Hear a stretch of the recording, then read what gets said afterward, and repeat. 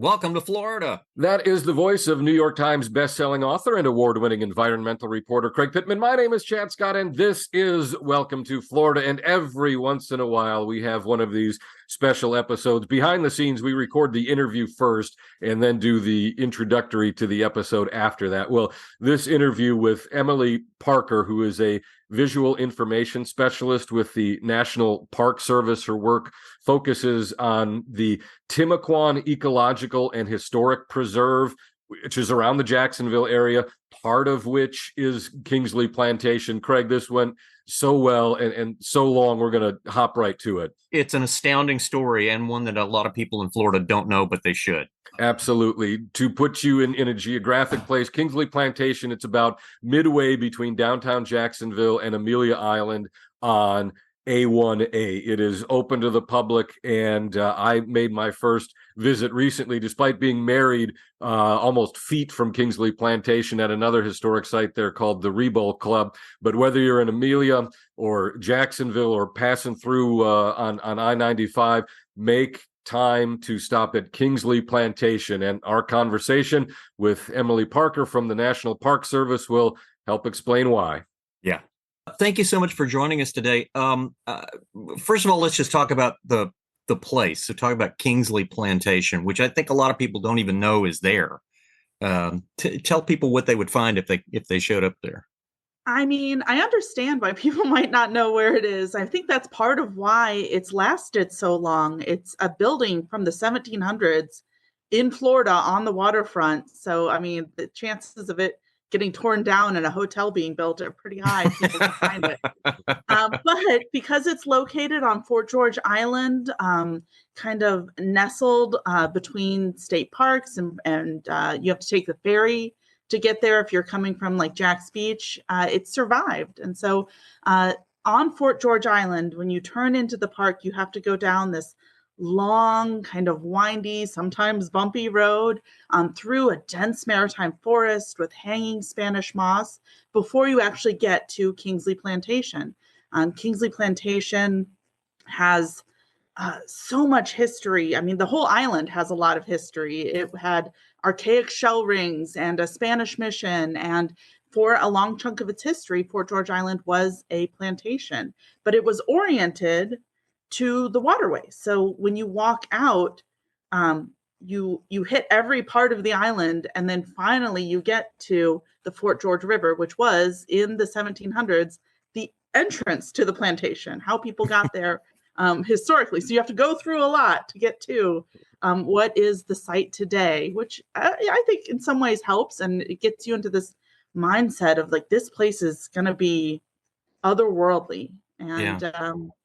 And I think a lot of people, when they think of a plantation, they think of Tara from Gone with the Wind, but it's not like that, right? It represents a different era. So like I said, it's the oldest standing plantation house in Florida. Florida was very much a frontier at that time. It dates to the 1700s. It's less ostentatious. I mean, it is a big old white building, though, and it is built on the backs of enslaved people. So there are some things it has in common with Tara, but it is a more uniquely Florida site. Other than, this is my weird fun fact I love to give people, it has a basement. That's very unusual in Florida. Wow. Yeah. So again, the fact that it survived is pretty crazy sometimes to think of. Craig, to your point, and I just had the opportunity to visit Kingsley Plantation. Emily, I live on Amelia Island. So I am, 10 miles from there. I got married at the Rebowl Club, which is the next house over from Kingsley Plantation. And with the tree growth around it, it doesn't look like it does, or it used to when it was a plantation. But to your point, Craig, yes, it does not have the huge white columns and the veranda and the lawn and the azaleas blooming out front and the landscaped gardens like you associate with, what you imagine Tara to be, or the plantations around Charleston, South Carolina, for instance. It is a very different feel than that sort of experience. Yeah, I mean, we leave the azaleas and the beauty over for the Rebowl Club, and that represents a whole different period of history on Fort George Island that's really interesting unto itself. But at Kingsley Plantation, the the business wasn't of being beautiful or being a prominent place in society. I mean, the job of that island was to make wealth for the property's owners. Zephaniah Kingsley himself had 32,000 acres approximately in the Jacksonville area, multiple plantations, and they're growing different things at each. And at this particular one, it was Sea Island cotton. And so that dense forest that you come through today to visit was cleared for the most part. Some part was left wooded, but cleared, and fields of cash crops. And the first thing you see when you come into the site today, when you walk through our gates, is the slave cabin. So it really gives you a proper introduction rather than the columns and thinking of plantations as beautiful places. We have people, they come in through and see dozens of cabins, and they see the evidence of slavery right up front. Yeah, that's good. Tell us a little bit about Zephaniah Kingsley. He was a very unusual character for his time, wasn't he? He was pretty unusual in his era. He was a person who would flex and alter his opinions over his lifetime. So it's interesting to have studied him more holistically, because he kind of curves back and forth into and out of what he believes. I mean, he is a former slave trader who eventually does interviews with abolition magazines. And in those interviews, he's trying to promote this Spanish system, this three-tiered system of slavery, where there are free white people, free black people, and slaves. And it's more of, some historians call it a society with slaves rather than a slave society, one in which enslaved people can get out of that condition, whether through self-manumission or other routes. He kind of argues that, well, slavery without a chance to legally get out of it is a system that's just going to ask for rebellion. And so he argues for this humanity of the enslaved while also profiting off of slavery his entire life. In that interview with the Abolition magazine, where he's arguing for the Spanish system, he says, to do good in this world, we must have money. So he frees about a third of his enslaved people, but he retains others. And he argues for self-manumission. He allows enslaved people under his ownership to purchase their freedom for half their market value. So he does all of these things, including taking himself an African wife or wives and having a multi-ethnic family, and trying to make sure his children are set up and taken care of in this Florida system.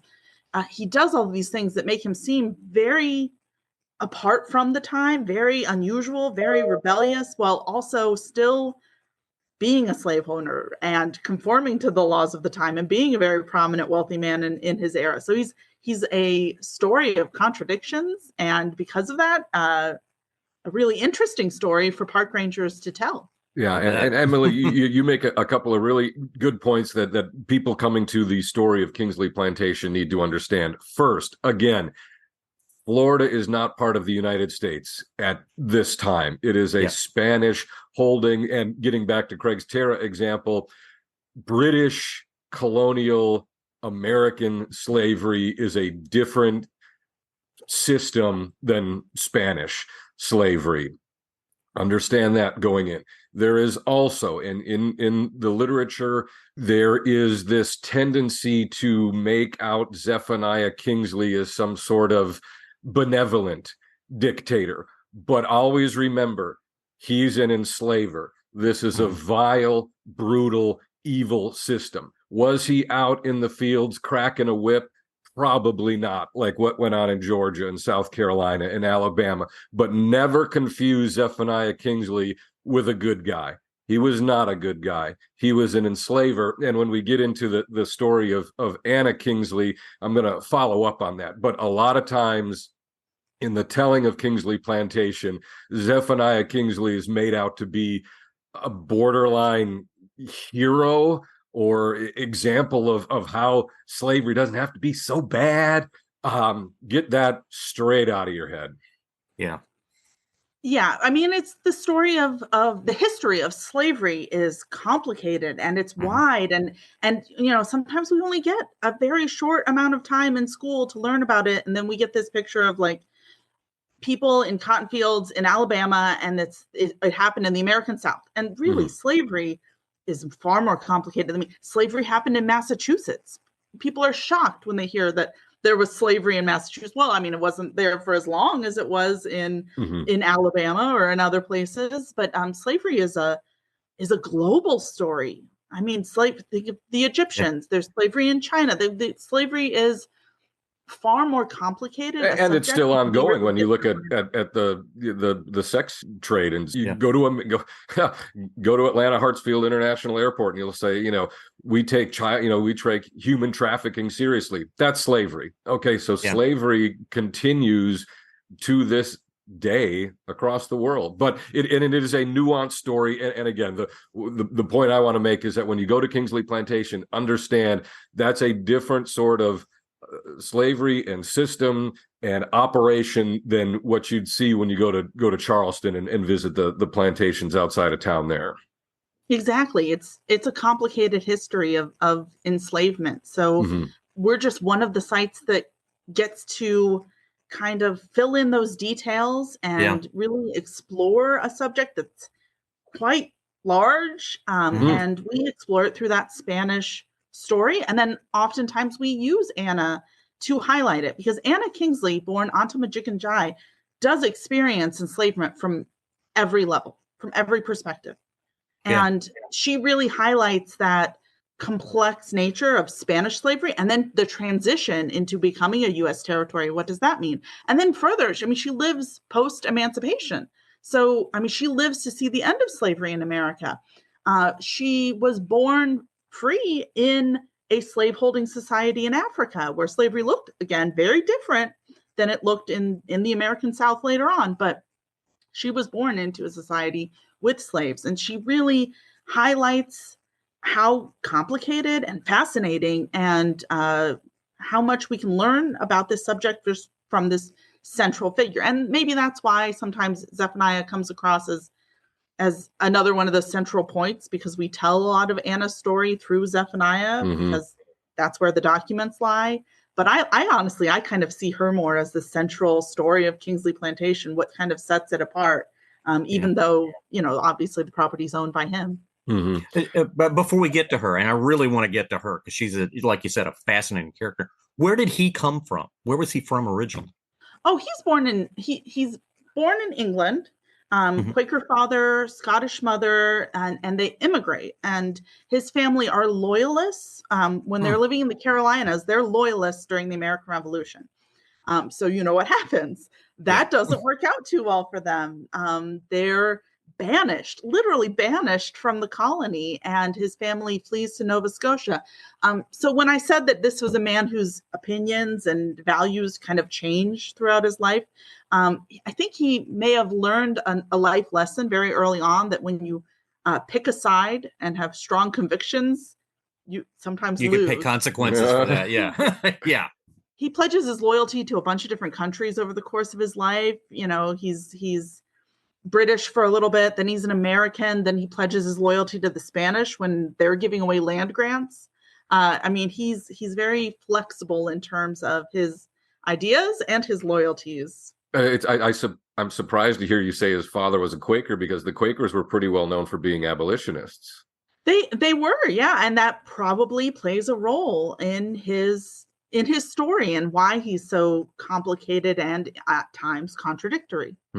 Well, let's go ahead and get to the woman who had become known as Anna Kingsley. And you mentioned her name, Anna Madgigine Jai, and she was from what is today Senegal. She was, her father was killed, and she was kidnapped and imprisoned and sent into slavery around 1793.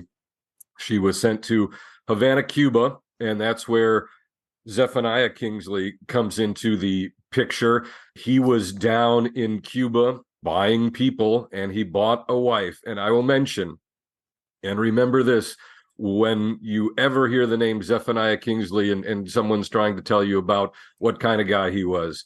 Anna Madgigine Jai was 13 years old when she was purchased by Zephaniah Kingsley. By the time she got back to Florida, she was pregnant. So she was raped by Zephaniah Kingsley, period. So Zephaniah Kingsley is a slaver and a rapist. And what would happen with their quote unquote relationship, always remember that's where and how it started. Yeah, she's 13. He's 41. She comes into Florida as one of Tres Negras Bezellas. So there's this document, and it's almost like a receipt where he's declaring, like in customs, what he's bringing in. And she is just one of Tres Negras Bezellas that he's bringing in. Now, what her position and place in his family structure would become, I think, is a reflection of her resilience and her survival and her making a place for herself in this world. Yeah, her intelligence. Yeah. I mean, she's trilingual. We know that she survived and she made the best life possible for her children in the system that she found herself in. Yeah.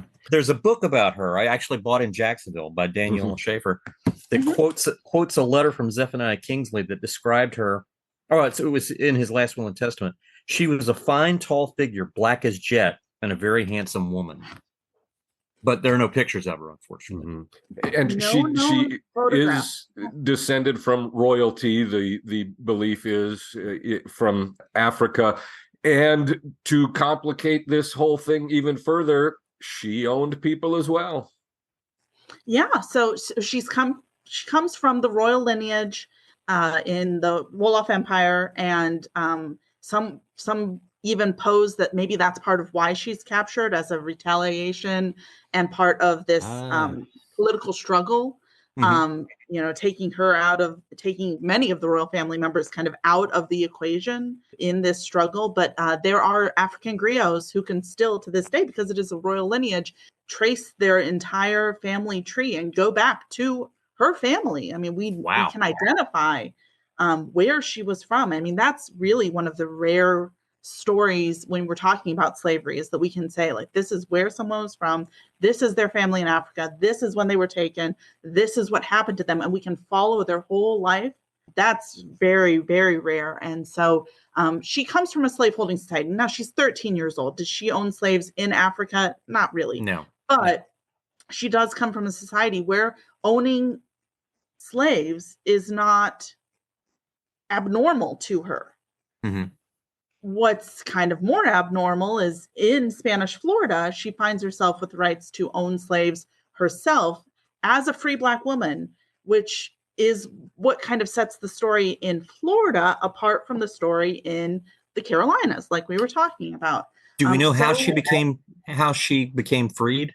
Is there any records that indicate that? Yeah, well, we have the manumission papers. So Zephaniah Kingsley frees her in 1811. Along with their 3 children at that point. So George, Mary, and Martha are born. Noteful, they have very, very English names and family names from the Kingsley family. So the story gets really complicated because there's other Annas and there's other Marthas and there's lots of Georges in this family tree. But she leans, her children are named these English names. They are very much identified as Kingsleys, even from birth. George, Mary, and Martha are born into slavery because their mother is enslaved. So whether or not Anna was in the fields or living in the planter's home with Zephaniah, it was the condition of the mother that determined the status of the child, so free or enslaved. And so the children are born slaves. So he frees her and their 3 children at that point in 1811. It's useful to note that there are political things happening. So there's Patriot Rebellion. There's all these other kind of things tinkering that might throw off this Spanish system. So in the Spanish system, she and those children become free people who can own property, who can file legal writs in court, who have these rights. She had rights as a free Black woman living in Spanish Florida that white women living in Georgia didn't have. Okay. Wow. Very different system. And she uses all of those rights. She owns people, she owns property, she owns her own business separate from Zephaniah. So what was her business? She was a merchant. She had a little store along the St. Johns River. People traveling up and down the river. She had a small store. It burns during the War of 1812, sometimes known as the other War of 1812, just to get really complicated. So he may free her just around the corner. 10 years later, the U.S. becomes a U.S. territory. 1821. Yep. Exactly. Yeah. So this may be a move to just try and get ahead of the game. Maybe he sees that this is going to become a U.S. territory, and if his family is free going into it, that's kind of a better position to be in. Or maybe that's the argument she made to him. Maybe. We don't really know. Like, that's the complex. We never know her thoughts and her feelings about, well, Zephaniah specifically, but about the situation, about enslavement, about so many issues. We just kind of have to speculate, which is kind of fun because you can put yourself in her position. You know, what did freedom mean to her? What did slavery mean to her? And you can ask these big questions, but the tough part is some things we'll never get answers to. Yeah. You mentioned the Patriot Rebellion. What was that? It's this group trying to kind of assert their independence, and they want Florida to become part of the United States. But, you know, the United States is fighting that big war of 1812, the little more famous one. But for the similar reasons, you know, they're trying to kick the British out. You know, they're also trying to kind of kick the Spanish out. It's in this very manifest destiny kind of era of U.S. history. And this group of men from Georgia who call themselves patriots decide, with kind of a wink, wink, nudge, nudge from the U.S. government, that they're going to invade Florida and take over. And they fly the Patriot rebel flag. So it's not the U.S. invading. It's this militia called the Patriots. Yeah. They fly that flag for one day when they take over territory, and then they lower like the Proud Boys. Flag.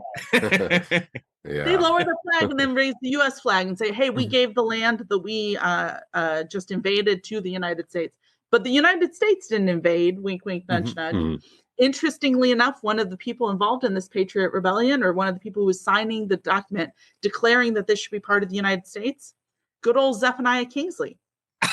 He then goes to the Spanish.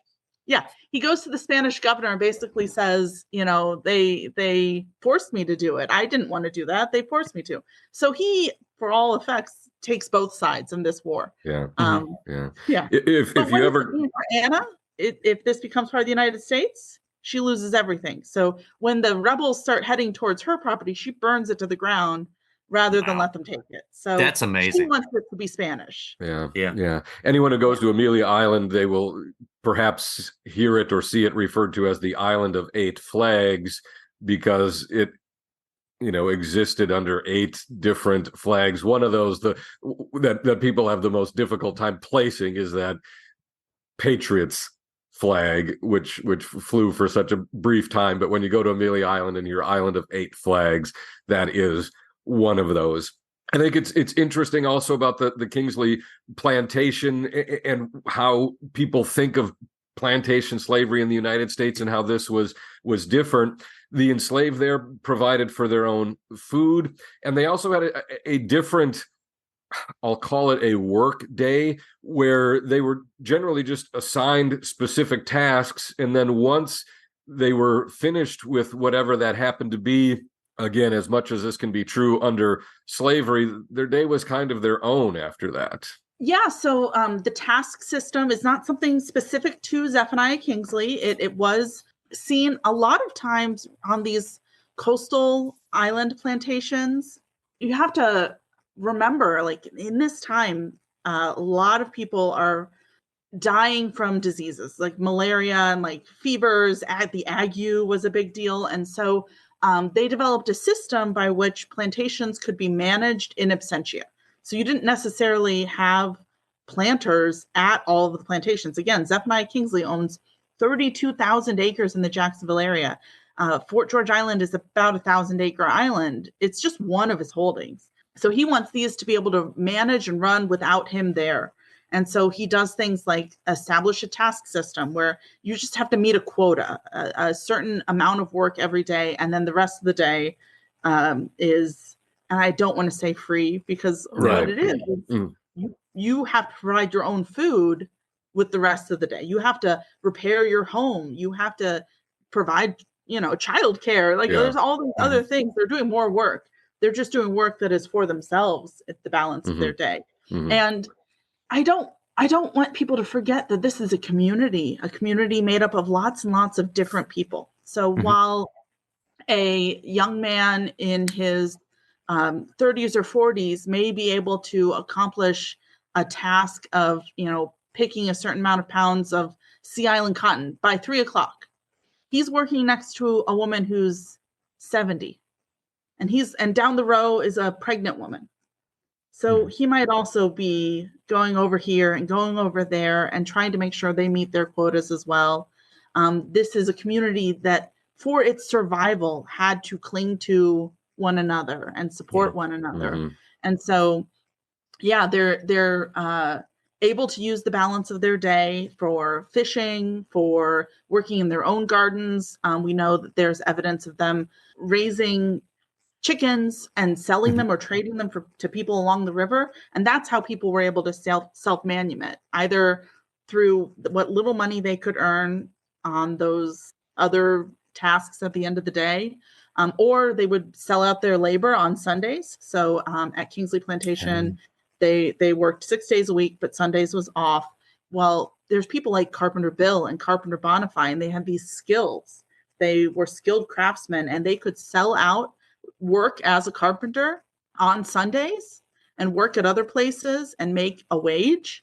And with those earnings, they were able to manumit themselves and eventually many members of their families.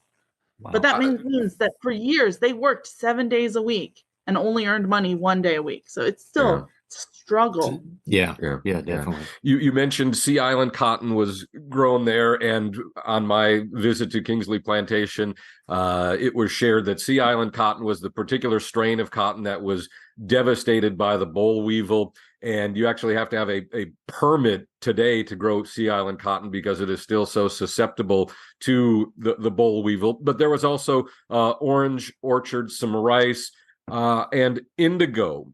And I want to talk about indigo briefly because it was incredibly toxic to produce the dye, and the rangers at Kingsley Plantation gave an explanation for why that is so. And I'm hoping you could share that with folks. Well, indigo is actually the second most deadly cash crop, second only to sugarcane. That reason, the caustic nature of the dye itself and breathing in the fumes from that processing led to a lot of pulmonary disease. Indigo is also it's processed in incredibly hot conditions. People are waving machetes to cut down these branches. I mean, it's just a dangerous job, first and foremost, to even grow this stuff. But once you're growing it, you're putting this greenery into these massive vats. And part of the chemical breakdown of this plant into a dye is that they're soaking it in huge vats of stale human urine. And I always pause when I say that because in a school group, that's when all the fourth graders go, ah! I don't blame them. No, it's nasty, nasty business. Oh, it's awful. We had one ranger. She was very into living history, and she was trying to really figure out how this process was done. And she decided to test a vat using actual stale human urine. But she did it outside of my office door. So my God. The tiniest little sensory experience of what that might have been like. And that was enough for me. Yeah. And people had to actually get into those vats and stir it to facilitate this chemical reaction that was happening. And people are breathing that in, and it killed people. It killed people for a color. Yeah. But that color was so valuable. That color was seen as a part of status. I mean, today people still wear indigo blue. Now it's processed in a different way, but I know when people dye with indigo, even today, they do it in a dye box. So it's an enclosed environment. So they're still not breathing in the actual pigment dye because it can still have health hazards. Yeah, and it would require hundreds, if not thousands of pounds of the plant to produce ounces of actual indigo dye that was usable in textiles. And the average lifespan of someone, or the average working lifespan, was like 6 years. I mean, it consumed people because that toxic stew, the fume, it would become airborne, the fumes and the dust and what was coming off there, and you breathe that in, it's like black lung or anything else, from coal mining. It's terrible, terrible business. And I was unaware until visiting Kingsley Plantation that was the nature of indigo production. And again, something not discussed enough in American history when we talk about indigo and plantations and just again, I think the stale urine example gives people an idea of what it was like to be enslaved, even in Spanish Florida, where quote unquote it wasn't so bad. Yeah. The smell is attracting bugs, and then there's even the bug-borne diseases on top of it. It's really like a hazard from every direction. But because it could be shipped, it made these tiny little blocks, and then those blocks could be shipped over to England, which is a huge textile production center where they're making it. It was reconstituted over there into these giant vats of dye.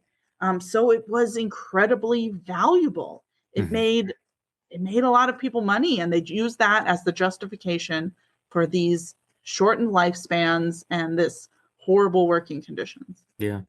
So I want to get back to Anna. So you said she torched the place rather than have it fall into the hands of these other folks. What happened to her after that? So she burned down everything she had. Where did she go after that? Eventually she still owned a lot of property. She's still married to Zephaniah Kingsley. So it was not everything she had, but she does receive a commendation from the Spanish governor. Eventually this rebellion piddles out. It fizzles. They retreat. It stays part of the Spanish territory for a little bit longer. It passes peacefully later, but she actually is recognized by the Spanish governor for her bravery. There's this great ship captain's log that you can read where he kind of describes this whole incident and then reports it back to the governor, who awards Zephaniah a special land grant for Anna's bravery. So it's just weird things happening.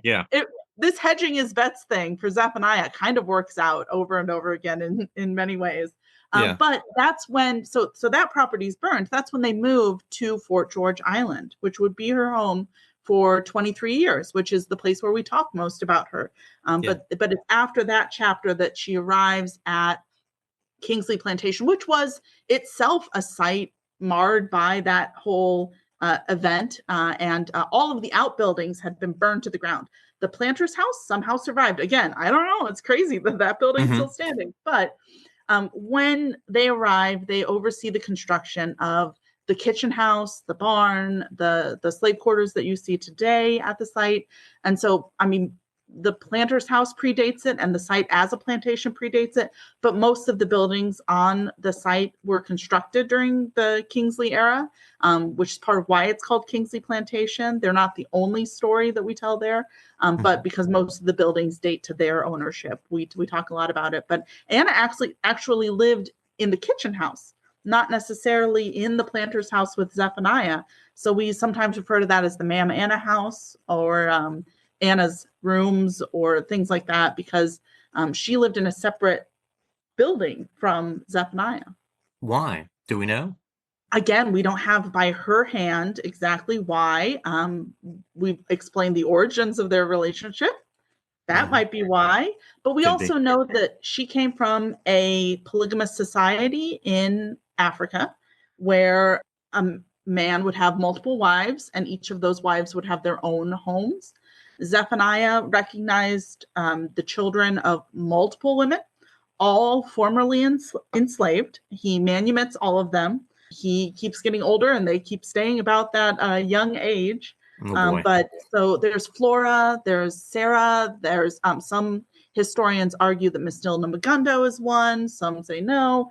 So he recognizes the children of multiple women, and maybe it's part of her experience in a polygamous society to have a separate building from your husband, to have a separate home.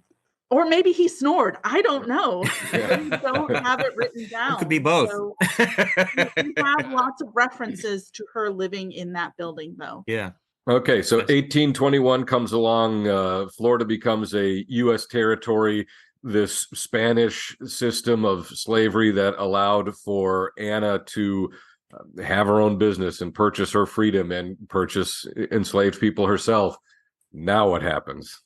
Life continues in some ways. Anna and her son and daughters are living on Fort George Island.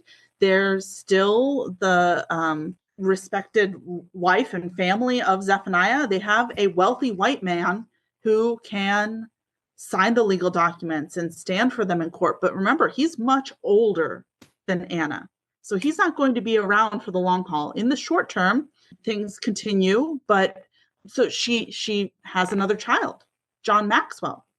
And John Maxwell is born free, but he's born into the United States. And so that probably makes them start to question, like, what is the future here? What is going to happen? Zephaniah takes a seat on the Territorial Legislative Council. So he's trying to be an active writer of what their future will be. And that's when he starts to really promote this three-tiered system. And he makes the argument in a lot of different ways to different people. So he tries to argue for the Spanish system to slaveholders. And he basically says, hey, if you don't want slave revolts, if you don't want slave rebellions, you need to have this system. This is the system that makes slavery actually sustainable. But then he also goes to, again, abolitionists, and he's talking about, having a system by which people can free themselves is more important. And he makes these arguments with Lydia Marie Child, and he's traveling back and forth. But eventually it really becomes obvious that he's not changing anyone's minds. He's trying to play both sides, and they need a different option. And so he looks to a place where he had visited as a slave trader. So he had been a merchant and a slave trader in his earlier life, and he had been in Haiti. He knows of Haiti at that point in time. It's all Haiti. So today it's the Dominican Republic and Haiti, but it was all the island of Haiti at the time, and it's the first free Black republic in the area. And so he knows, okay, that's a place where my sons can be safe, where my sons will continue to own property, and I can set them up for a future. And so he moves Anna, George, John Maxwell, he moves them down and purchases a huge swath of land in Haiti. He frees a large number of enslaved people, because you can't bring slaves down to Haiti. It's a free place. But he takes down indentured servants, so they still have to serve for a certain amount of time under his son. So he's looking for an alternative, and he calls it the colony. It's not a colony, but that's just what he calls it. And he looks to Haiti as that option, and then he goes around talking about it, promoting it.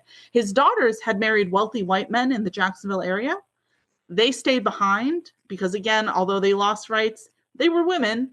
And like I said about those women in Georgia, women didn't have a lot of rights as long as they had a wealthy white man who could protect them. He considered them okay. So he is very patriarchal. He's trying to protect his people, and that's what he sees Haiti as that solution. And he was kind of right. They were going to need it, because he does die traveling back and forth, settling this business. And before everyone's fully settled, a huge court case ensues. And his white family, not another wife, not more kids, but his sister, his relatives, his extended family, yes, they file claims on his will. In his will, he states that he wants his family, his large, complicated, kind of weird family, to inherit the bulk of his property, and they challenge that because of the race of the people involved. Well, because of the money involved, it's probably yeah. I'm sorry. Yes. But the legal challenge is based on their race. They state that, George is unable to inherit because of the color of his skin and because of the new laws that are happening in Florida. I mean, this court case goes back and forth and takes a lot of time. It's about to be heard by the Florida State Supreme Court. The courts basically come down with this decision about Anna's inheritance. I'm simplifying it a little bit for time's sake, but according to the courts, Anna's not a Black woman. Really? Yeah, it's kind of strange. No, Anna is not a Black woman because a Black woman wouldn't have been able to inherit. Anna is a Spanish woman. She was freed under the Spanish crown. She was recognized in the Spanish system. Even the governor has a special commendation for Spanish citizen Anna Kingsley. So she's decreed to be Spanish, and through that designation, through that loophole, let's say, she is able to inherit, but more than inherit the property, she inherits the rights of a Spanish woman. From that 1821 treaty, it says that it will respect the rights and privileges of Spanish citizens. Yeah. She's a Spanish citizen, so she gets to own property. She gets to file a legal suit in court. She gets all of those rights back, and she moves back. So George, during this whole court case, her oldest son, George, is lost at sea. His family remains in Haiti. Her youngest son, John Maxwell, remains. Some of our descendants come from the community down in the Dominican Republic. But Anna comes back to be with her daughters, and she settles along the St. John's River again, and she has this moment of almost triumph. She's got those rights again. She's protected again, but it's a tenuous one because guess what's coming up right up around the corner again? Civil War. Yeah. All these little moments of peace in her life come with this looming kind of dread and this question mark of what is her status. And the Civil War does just that again. And this time it's questioning the status of her, but also her daughters, her grandchildren.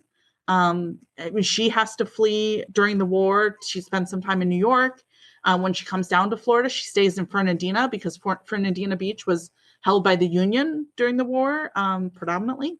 The Fort Clinch story.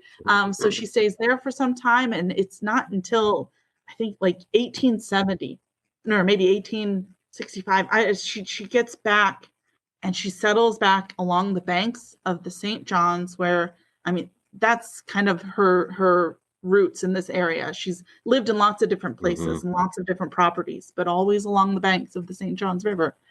And she's able to settle there and live in a place where she knows that her children are free, where that looming sense of enslavement, it's no longer hanging over her head. The Emancipation Proclamation has been signed, and she dies knowing that her children and her grandchildren, they've escaped slavery. And that's kind of part of the reason why we like to tell this story. Again, most stories of enslaved people, they don't have a happy ending. Yeah, they don't, and they don't have such a well illustrated beginning, middle, and end. And hers does. She is in an unmarked grave, but we know where it is. We know so many members of her family line. In her family lineage, we have the wife of Florida's first Black millionaire.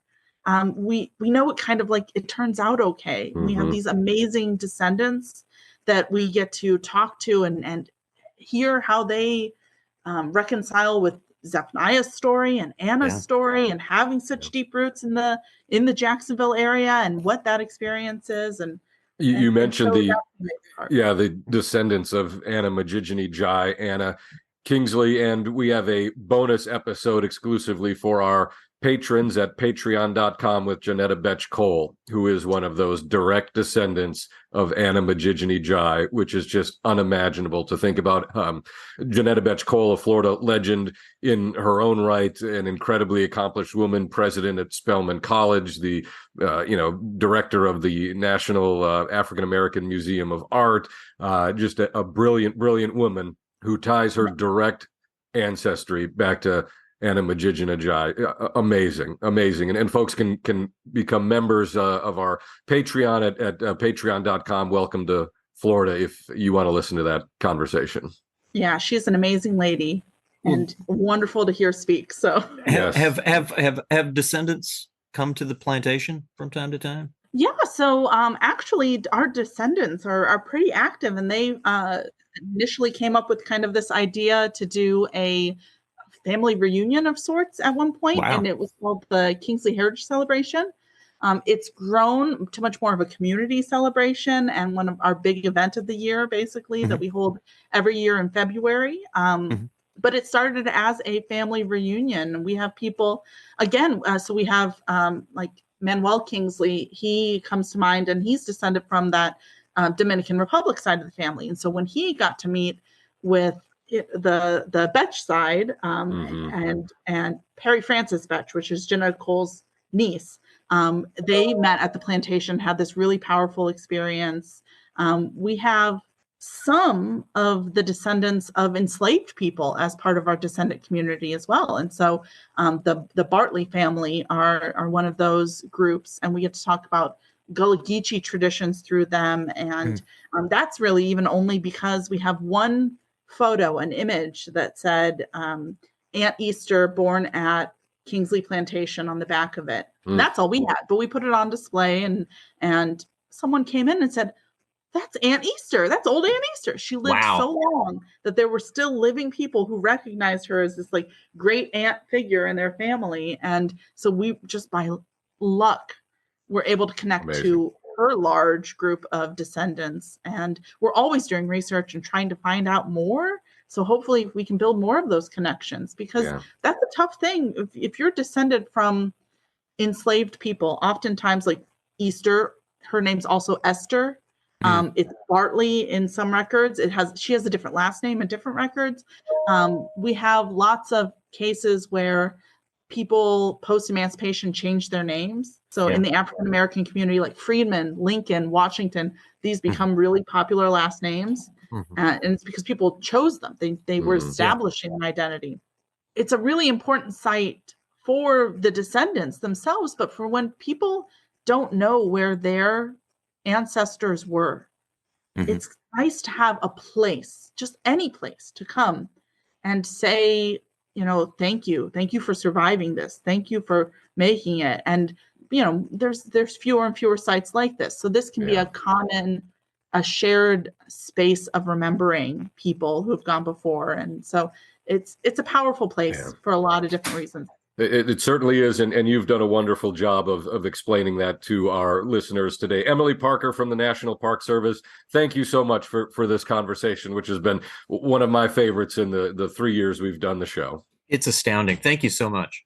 Thank you for having me, and I hope people come out. We're doing the Kingsley Heritage Celebration again this February, the 17th in 2024.